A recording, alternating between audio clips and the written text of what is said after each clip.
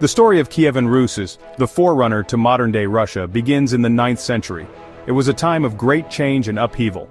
Across the vast plains of Eastern Europe, Slavic tribes lived and farmed. These tribes were independent and often fought amongst themselves. In the north, Scandinavian adventurers known as Varangians sailed down the rivers in their long ships. The Varangians were skilled warriors and traders. They sought opportunities in the east. In 862, according to the primary chronicle, a group of Slavic tribes invited a Varangian prince named Rurik to rule over them. They needed someone to bring peace and order. Rurik accepted their invitation and established his rule in Novgorod. This event is traditionally considered the starting point of Kievan Rus. Rurik's dynasty would rule over the region for centuries to come. His arrival marked the beginning of a new era. Rurik's successor was his kinsman, Oleg. Oleg was a shrewd and ambitious ruler. He recognized the strategic importance of the city of Kiev. Kiev lay further south on the Dnieper River. It was a key point on the trade route between the Baltic Sea and the Byzantine Empire. In 882, Oleg captured Kiev from rival Varangian rulers. He made it the capital of his expanding realm. This move was crucial.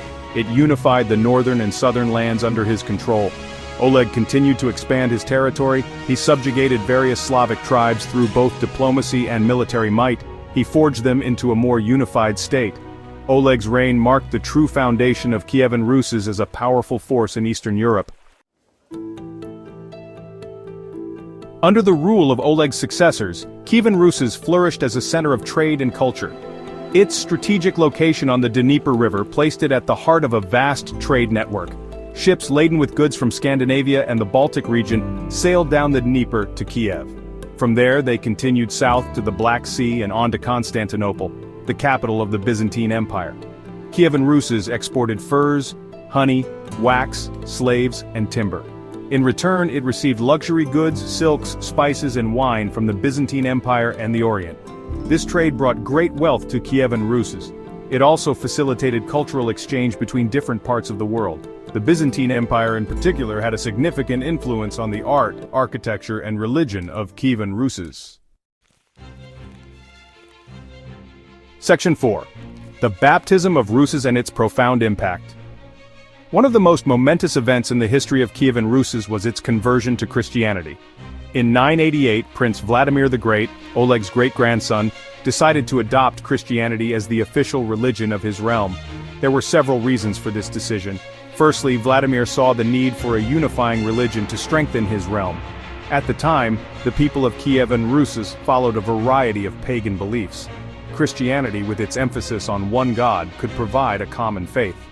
Secondly, Vladimir recognized the political advantages of aligning himself with the powerful Byzantine Empire, which was a Christian state.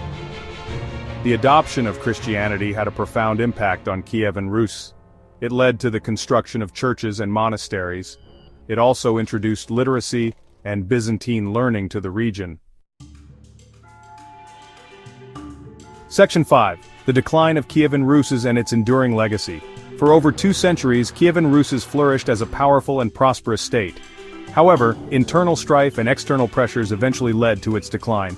The descendants of Vladimir the Great divided the realm into smaller principalities. They constantly fought each other for supremacy. This internal division weakened Kievan Rus and made it vulnerable to outside threats. At the same time, the Mongol invasion of the 13th century dealt a devastating blow to Kievan Rus. The Mongols, under the leadership of Batu Khan, sacked Kiev in 1240. This effectively marked the end of Kievan Rus as a unified state.